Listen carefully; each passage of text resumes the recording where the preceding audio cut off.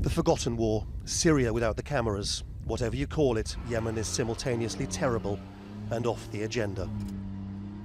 Consequently and unusually, a meeting was called in London to bring together leading charities and non-governmental actors to ask a difficult question. How do you get people interested in the war in Yemen?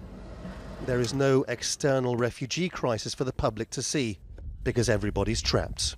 What you don't necessarily see yet is regularly the human face of this crisis. The Yemenis who are in the UK, who are in Europe, who are able to talk about the situation, who are able to present what a horrific situation is going on in country. The agencies are under no illusions of the difficulties. They describe a situation of few embassies left in the Yemeni capital Sana'a, no safe places in the entire country for NGOs to operate, and a lack of political will from the outside.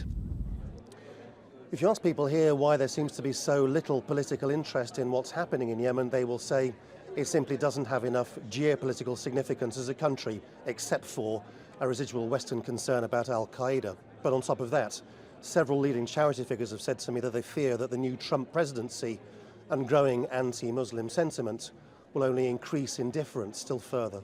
Really sort of focus in on what can be done.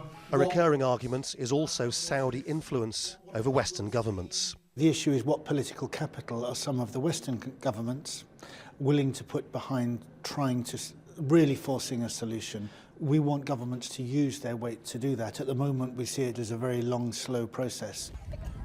As things stand, 18 million people in Yemen are in need of humanitarian assistance, and the war is barely on the news agenda. Keeping interest in it alive at all is extremely difficult. Laurence, Al Jazeera, London.